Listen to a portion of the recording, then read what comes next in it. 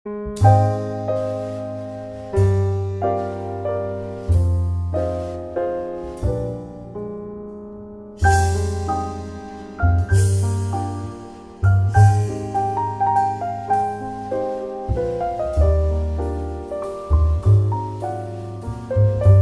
بالله من الشيطان الرجيم بسم الله الرحمن الرحيم والصلاة والسلام على سيدنا حبيبنا رسول الكريم سيدنا محمد صلى الله عليه وسلم وعلى آله وصحبه وسلم ودي إليكم أنا أطيب تحية وحسن الاحترام وتحية محمدية تسليمية السلام عليكم ورحمة الله وبركاته. وعليكم السلام ورحمة الله وبركاته.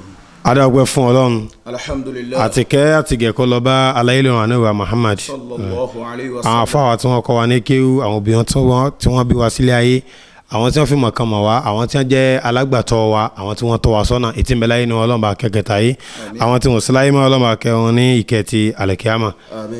àwa kí afáwà Adam Ọlọ́run bá ṣe dáadáa fún yín Ọlọ́run má fi yín sílẹ̀ gbóntẹ́ ń fẹ́ Ọlọ́run ṣe fún yín eléyìí tẹ́ nílẹ̀ fi ń propagate sójú ọ̀nà ẹ̀sìn Islam ọba tí ìdúnyàn ní ládàá rẹ̀ Ọlọ́run ní dúnyàn ládàá rẹ̀ àtàwa náà Ọlọ́run gbogbo ládàá oríire bẹ̀ Ọlọ́run mọ́jọ fún wa rù la hawla wala quwwata. a sì dúpẹ́ lọ́wọ́ gbogbo ẹ̀yin tí ẹ̀ ń wò wá ń lé tẹ́ ń send message fún wa pé fm báyìí tí náà là ń ṣe o Ọlọ́run wọlá pé àtàwa àti tí àjọṣetọ́ Ọlọ́run papọ̀ ní Ọlọ́run gbàdúrà ẹnì kọ̀ọ̀kan wa bẹ́ẹ̀ ṣe ń wò wá àti bẹ́ẹ̀ ṣe ń download bẹ́ẹ̀ ṣe ń tẹ̀lé wa Ọlọ́run bá dúró tẹ̀yìn náà Ọlọ́run máa fi yín lẹ̀ la hawla wala quwwata illa billahi al-azim. Naam àfa wa ìbéèrè pọ̀ lẹ́nu tí mo fẹ́ bí léèrè àwọn èèyàn náà bí wá léèrè ìta ń pè nígbà fipamọ́ al-amana ọ̀pọ̀lọpọ̀ mọ bó ṣe jẹ́ àti kíni ń jẹ́ àmánà gan ọ̀pọ̀lọpọ̀ mọ́ ẹ̀yin sì lẹ́ ṣàlàyé fún wa gẹ́gẹ́ bí àsìkánú Kùránì kí wọ́n tàṣàbùnà wàá yìí náà wàá wà indala azim mélòó ẹ̀ṣẹ̀ tá a fojú kéré tó sì tóbi wájú Ọlọ́run ìjà àmánà ẹ̀ṣẹ̀ ni àbí ìṣẹ̀ṣẹ̀ àti pé kíni ń jẹ́ àmánà gan pa ó jẹ́ ìbéèrè àkọ́kọ́. a'udhu billahi minash shaitani rajim bismillahir rahmanir rahim alhamdulillahi wa kafa wa salatu wa salamu ala rasulillah sallallahu alayhi wa sallam. allahumma salli ala sayyidina muhammad wa ala ali sayyidina muhammad kama sallaita wa rahimta wa barakta ala sayyidina ibrahim wa ala ali ibrahim fil alamin innaka hamidum majid. assalamu alaykum wa rahmatullahi ta'ala wa barakatuh. wa aleykum salaam wa rahmatullahi wa barakatuh. baba Maulana Sheikh Habibullah jẹ́jẹ́. naam. dédé ìbéèrè tí ẹbí mi léèrè yẹn ìbéèrè ní ńlá ni tó já sí wípé tí wọ́n pè ní àmánà yìí ẹni tí ó wọ àlìjánná àmánà ni ó gbé wọ̀. Allahu akbar. ẹni tí ó sì wọná àmánà náà ni ó gbé wọ̀. ẹni tí ó wà àlìjánná àmánà ni. àmánà ni o. bí ó sì wọná ńkọ́ àmánà ni. kí ni ìdí. ìdí ẹ̀ ni wípé látọ̀dọ̀ ọba tó ní wá gan tó dá wa wá sáyé dédé iṣẹ́ tó ní ká wá ṣe àmánà ló gbélé wa lọ. Allahu akbar. Olúwa sì júwe bẹ́ẹ̀ lára àwọn ànábì rẹ̀ látẹ̀rí ànábì àkọ́kọ́ tẹ́ẹ̀dẹ́rí ẹni tó kẹ́yìn tó jọ́ga wa ànábì wa Muhammad sallallahu alayhi wa sallam. ètí wọ́n pè mí àmánà kìí ṣe pójú ọ̀nà kan lọ́wọ́ o ìrìn àjò àmánà iṣẹ́ ìrìn àjò ẹyọ kan kò ń ṣe ìrìn àjò kan. ọ̀tọ̀ làmánà látọ̀dọ̀ Ọlọ́run sọ́dọ̀ ẹ̀dá. sọ́dọ̀ ẹ̀dá. ọ̀tọ̀ làmánà látọ̀dọ̀ ẹ̀dá sọ́dọ̀ ẹ̀dá. ọ̀tọ̀ làmánà látọ̀dọ̀ bàbá sọ́mọ. Allahu akbar. ọ̀tọ̀ làmánà látọ̀dọ̀ ọkọ sáya. ọ̀tọ̀ làmánà látọ̀dọ̀ ọ̀gá sọ́mọṣẹ́. Allahu akbar. ọ̀tọ̀ làmánà látẹ̀rí ìjọba sọ́dọ̀ aráàlú. ọ̀tọ̀ làmánà olúkálùkù. ọ̀tọ̀ làmánà lára imam sáwọn jàmá rẹ̀ tí wọ́n tẹ̀lé. tẹ̀lé. ọ̀tọ̀ làmánà olórí ìjọ àtàwọn ọmọ ìjọ náà. ó ti rí nìyẹn. Allah. àmánà ṣe pé bẹ́ẹ̀ àbí tí wọ́n bá ní àmánà yalẹ̀ kan ni yàrá kan ni ṣùgbọ́n ilé kan ni àmọ́ ní yàrá tó pọ̀. odidi ilé kan ni yàrá rẹ̀ wá pọ̀. yàrá rẹ̀ pọ̀ tó jásí pé bá a bá fẹ́ máa sònká yàrá rẹ̀ látọ̀ àdìwálà àtọ̀ sọ. Allah. a lè sònká ẹ̀. ẹnu ò gbára jù sọ̀ka rẹ̀ torí bá a tán. bá ti ń kú níbi kan làá máa bọ́ bòmí. ó dà ẹja bẹ̀rẹ̀ látọ̀dọ̀ tọlọ́hun àmánà tọlọ́hun sí àwọn ẹ̀dá. àmánà tọlọ́hun sáwọn ẹ̀dá katinú ìwé tọlọ́hun fún ọ̀gá àgbà Adéwálé Ànábì Muhammad sallallahu alayhi wa sallam. ẹja ti bẹ̀ wọlé. ok. ẹ rí i pé mo sọ níjó ni mo láwọn kan bẹ tó já sí wípé wọn ò gbà pé kọ́là ṣéwù bẹ́ẹ̀ni ṣéwù ọba àmọ́ wí mọ́ kí khalifa wí lẹ́yìn kitab wa lẹ́yìn sunna alikitaabu wa sunna Allah. bí ibà ti ṣe wípé alukur'ani ní sọ̀rọ̀ tí sàdísà nebuwa Muhammad sallallahu alayhi wa sallam àwọn kan ò gbà. kódà ẹlòmíì wọn ò tún tẹ ti tànàbíwá Muhammad sallallahu alayhi wa sallam wọn ò tún yẹ̀ wò tó wà sọ sí. wọ́n yẹ̀ wò finifini àdísù mọ̀ọ́dún ni àdísù marfu ni àdísù dọ̀ífù ni àdísù asanu ni Allah kódà lẹ́yìn ìgbà tó bá tó jẹ́ asan táwọn tó ní sẹ́sọ̀ híhù ni. wọn ò tún yẹ̀ wò dáadáa. àmọ́ dédé ń tẹ́ ẹbí mi léèrè gbogbo àwọn táwọn ò wá náà àtẹni tí ń gbọ́ wa kábọ̀ sínú ọ̀rọ̀ tó lù wá fi rán ga wa nebuwa Muhammad sallallahu alayhi wa sallam. a'udhu billahi minash shaitani rajim bismillahir rahmanir rahim. olùwà ni inna aradna al-amanata ala as-samawati wal-ardi wal-jibal. Allah. فأبينا أن يحملناها وأشفقنا منها وحمل الإنسان إنه كان ظلوما جهولا صدق الله العظيم àmín. الله أبانجو وفا النبوة محمد sallallahu alayhi wa sallam.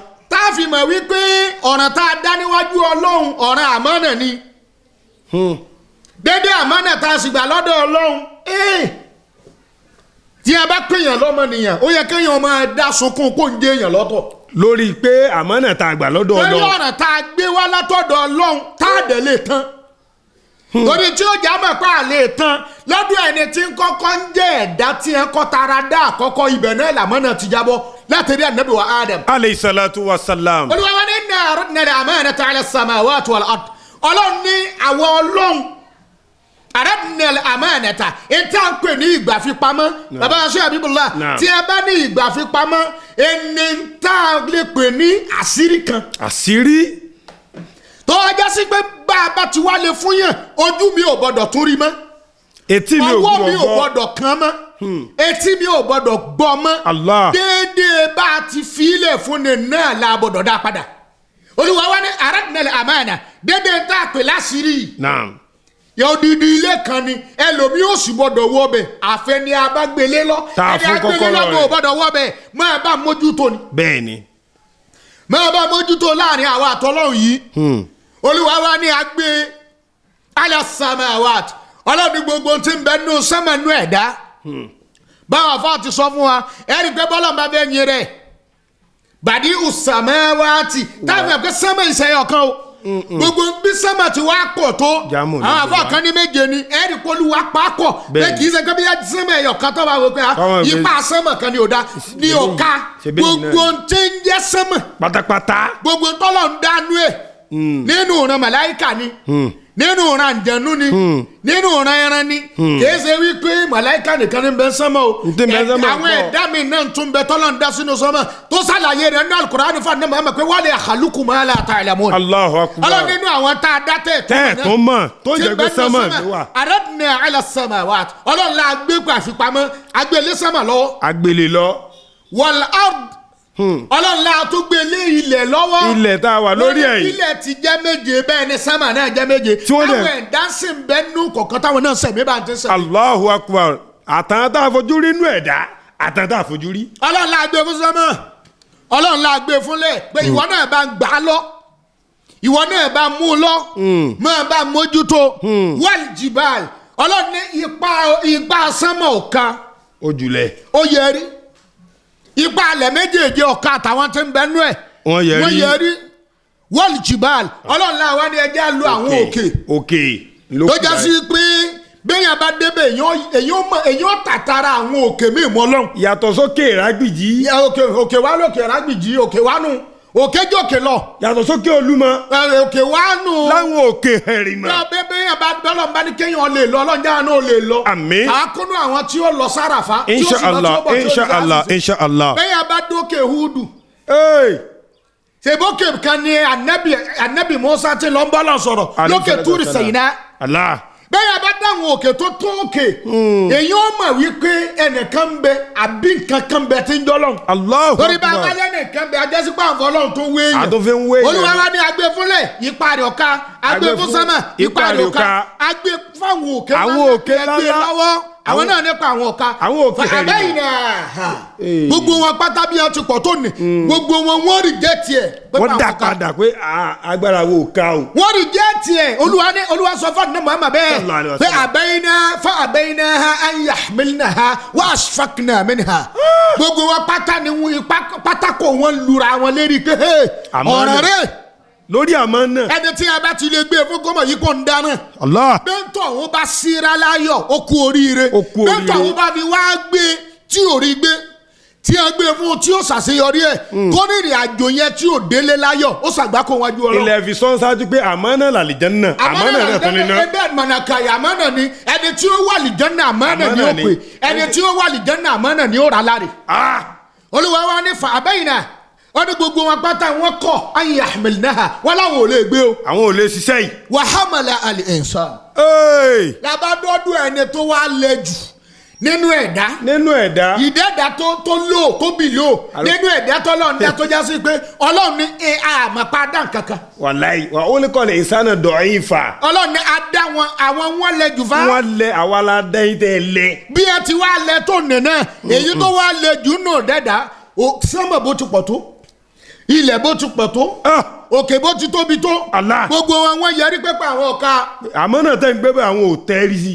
àbẹ́yìnà an yahmilnaha wa ashfaqna minha wa hamala al-insan. ọmọ nìyẹn bá ní ẹ máa gbé bọ̀ mélòó la rẹ̀. mélòó ni. gẹ́gẹ́ bí àṣà tí wọn náà máa dákẹ́ mélòó lára rẹ̀.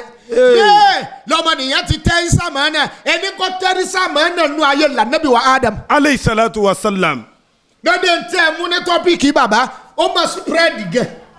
gẹ́gẹ́ bẹ́ẹ̀ sọ ádámà tó wá gbà náà. ádámà tó wá kọ́kọ́ gbà nìyẹn òun náà lẹ̀dá àkọ́kọ́ ní tara torí bí ẹ máa ń sọ̀rọ̀ wípé ẹ̀dá tọ́lọ́ nǹkan dá tó bá jẹ́ tẹ̀mí táwọn wípé tìmọ́lẹ̀ ni kì í sànẹ́bí ádámà o. aleyhi salatu wa salam.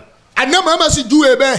Allah. nínú àdísùl kùdùsí àná màmá júwe bẹ́ẹ̀ àbábà yẹn kọ́ là ń lọ kì í ṣe ádámà lẹ̀dá àkọ́dá lára ní tẹ̀mí àmọ́ lára ànẹ́bí ádámà làkọ́dá lára. aleyhi salatu wa salam. ní ti mímọ̀ pé èèyàn rìn níjẹ́ da tèèyàn anabi adama la kọ́kọ́. aleyhi salatu wa salam. àmọ́ ní tẹ̀mí adéwálé ọ̀gá àgbà ni o. sallallahu alayhi wa sallam. níjọ́ wọn ti bí tí wọn ò bí mi níjọ́ ó sì ti lọ tá àrẹ lomi. Allah. nurul huda anabi muhammad. sallallahu alayhi wa sallam. àmọ́ nígbà tó lu wá gbé fún adam. aleyhi salatu wa salam. ẹ̀rí pálọ̀ ṣàlàyé rẹ̀ ní Suratul Baqara. bí ẹ ti dá ádámà tọ́lọ̀ ń pín àmàláyíkà ìnẹ́jà ìlú ọ̀dọ̀ khalifa eré ilẹ̀ tí wọ́n ní kó gba àmọ́nà tó nípa àwọn ọ̀ka ni ẹ dá kíní lọ́gbọ́lọ́gbọ́ yẹn. ibẹ̀ náà ti lọ bù ú. orí ilẹ̀ yẹn ẹni tí ẹ kàn mú jáde nù lẹ̀. Allahu Akbar. odidi ilẹ̀ nípa àwọn ọ̀ka yẹ̀pẹ̀ lásán tí ẹ mú jáde nù lẹ̀ ló bá ní ẹ máa gbé bọ̀. àwọn gbé mélòó ni àjàwé tí ó gbé tí ó sì lè gbé kankan. federal finance sì ń lè wà mọ́. olùwàlúwà dáadáa mà tán ọmọnìyàn ní ẹjẹ ń gbé. ẹjẹ ń rú. ló bá kọ́ fẹ́. gbogbo ẹni tí ó sì gbé àmánà lọ́wọ́ ẹ mọ ẹni tí ó rí gbé tẹ́tọ̀ wọ́n síra láyọ̀ abẹ́ni tí ò ní rí gbé tí ò ní síra láyọ̀ eré àmánà náà ni torí àdánwò ni ẹ ń pè lámánà o. àdánwò ni àmánà. bàbá àdánwò ni dédé táwọn wí yẹn à ń bọ̀ wá sọ́dọ̀ àwọn tí ń darí wa tó pera àwọn olólùsèlú. Allahu Akbar. àmọ́ dédé tànàbí Adam. aleyhi salatu wa salam. nígbà tó lu wa dáa tán. ọlọ́run ní min anfusikum azwaja ọlọ́run ní látara Ádámù náà láti ìyàwó rẹ̀ jáde ń bẹ̀. àmánà àkọ́kọ́ nù à ń bọ̀ wá bí àmánà lọ́kọsáya.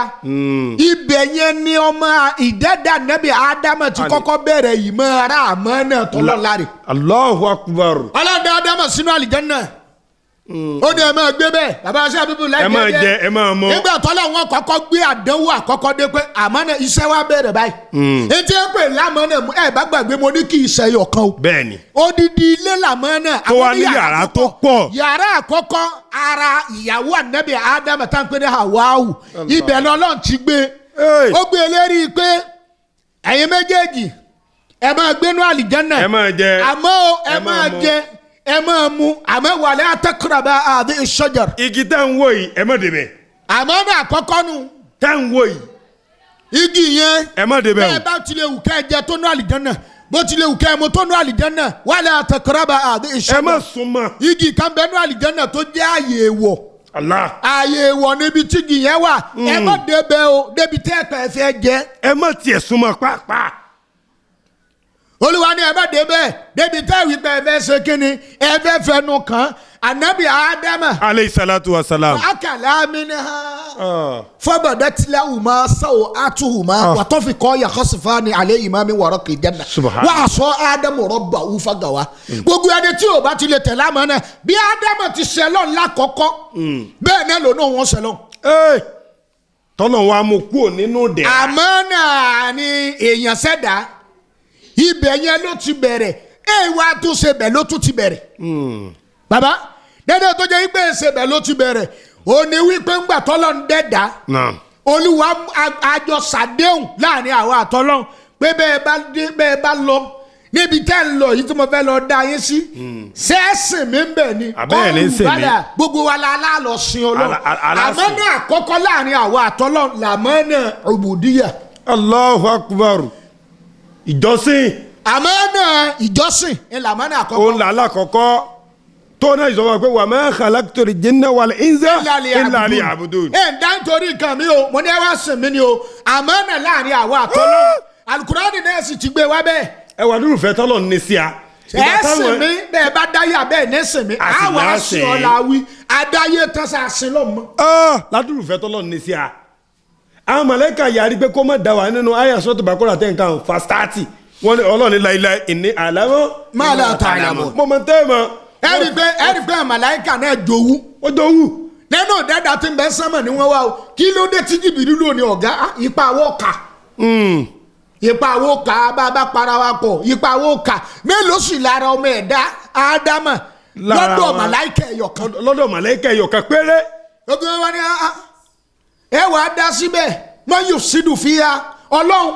wọ́n tó máa para wọn. àwọn eléyìí wọ́n máa ba bèjẹ́ ni wàyà sùfìkù dìímà àwọn eléyìí wọ́n máa tẹ̀jẹ̀ ara wọn lẹ̀ wà ní ànúnà sábì òbí àmdíkà ọ̀nà kan. àwa sì ń sìn ọ́ gbogbo tó fẹ́ làwọn sàn àwọn eléyìí ò ní ṣe tó fẹ́. Allahu Akbar. ọba tó ti mọ tó ọmọ nìyẹn ó ṣe. gbẹnu wọn sọ̀hún. olúwa ní èní àlámọ́ ọ̀làtàlá mo máa tẹ́ mọ̀ Allahu Akbar. dédé tó làwọn á mọ̀ táwọn ò mọ̀ náà ní ṣẹlẹ̀ yìí. ọlọ́run tó wá sórí ìjó kan fún wa wa allama Adama asma kullaha ó wá tó pa Ádámà sí kọ̀rọ̀. torí kí n lè wíìnì lọ́dún ọ̀mọ̀lẹ́kà tó ní mọ́ta. ọba ṣẹ́gun láì jẹ́jẹ́ bàbá rẹ̀ dá tọ́lúwa dá ní dẹ́dẹ́ èèyàn tó sì pé báyìí tí ò bá sin ọlọ́run eléri ibu ni. ó ti dáràn. torí amanatul ubudiyya ẹ̀ lálẹ́ kọ̀kọ́ ìgbà fipamọ́ pé ẹ wáyé ẹ wá sìn mí ta àdẹ̀sàdéhùn pa sìn o sáà sìn mọ́. àsìmọ́ o. àmọ́ náà àkọ́kọ́ nù láàrin àwa àtọ́lọ́. ọ̀dà ẹja wa lọ síbi tí ọkọ àtaya. láàrin ọkọ àtaya. àmọ́ náà ó ní bẹ láàrin wọn. bàbá àmọ́ náà ti ń bẹ láàrin wọn nígbà tí ń lọ bí àmọ́ náà ti ń bẹ láàrin àwa àtọ́lọ́ mo yà síbẹ̀. bẹ́ẹ̀ni mo fi ti kọ. tó bá jẹ́ sí wípé Hawau tó bá jẹ́ sí pé àmọ́ náà ti ń bẹ láàrin òun ọkọ rẹ̀ àtọ́lọ́ tó bá jẹ́ sí pé Hawau ò ní jàǹbọ̀ ọkọ ẹ̀ ni kò ní sọ fọ́kọ rẹ̀ pé ẹ tẹ̀sí ẹ̀ wò.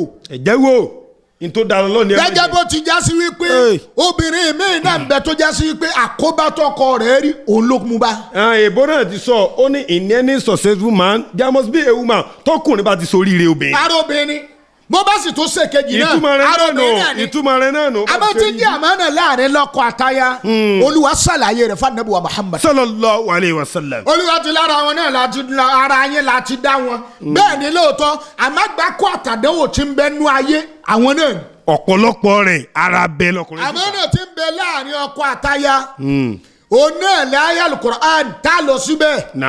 nínú súratu nisa ar-rijalu qawwamuna ala nisa olúwa ní àwọn tá a pè lọ́kùnrin gbogbo tó bá ti jọ́kùnrin tó tó lọ́kùnrin ẹ̀rí pé Ànábì wa Muhammad náà wí. tó tó lọ́kùnrin.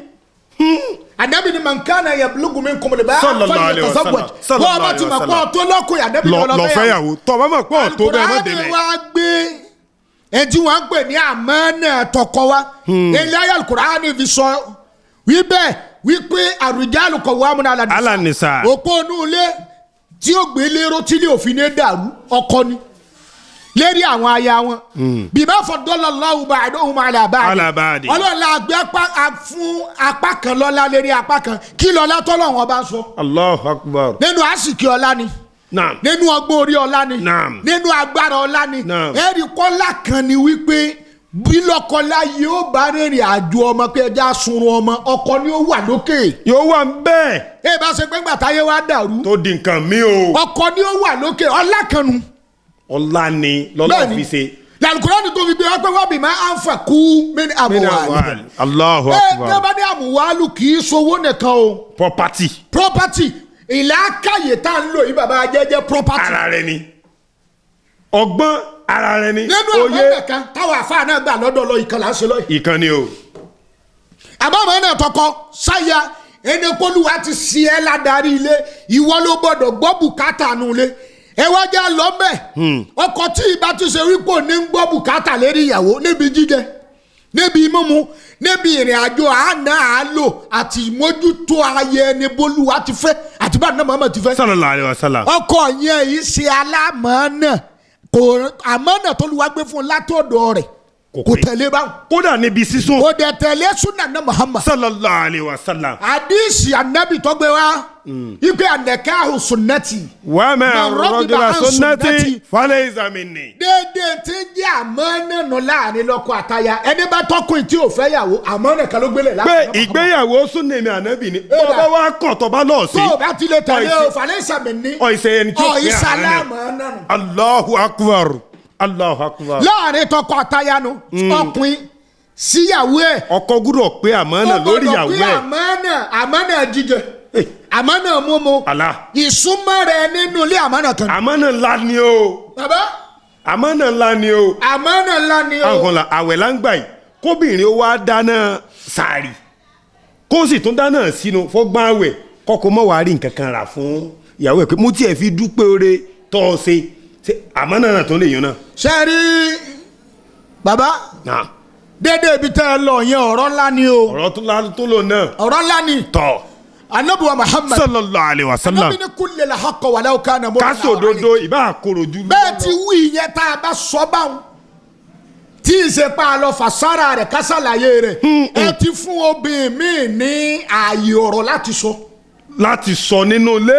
yóò yú eléyìí náà wí yóò pè ọkọ lẹ̀ ní kí ẹ máa gbọ́. ẹ máa wo wá sí i. ọlọ́mọdé yóò sí yàn abdulrasaki wá jòkó sọ gbọ́ báwọn bàbá yín látijọ́ tí Ramadan ti bẹ̀rẹ̀ bó bá ti fi 1000 lẹ̀ kò rí nǹkan mi ìfilẹ̀ tó ìdòní wàláyé ọdún la ṣe yìí náírà 5 rẹ̀ ò dọ́wọ́ mi pé mo bùn ọ. Allahu Akbar. wọ́n sì ń dààmú lórí rẹ̀ no báńkọ́ lolúwa ti wí o.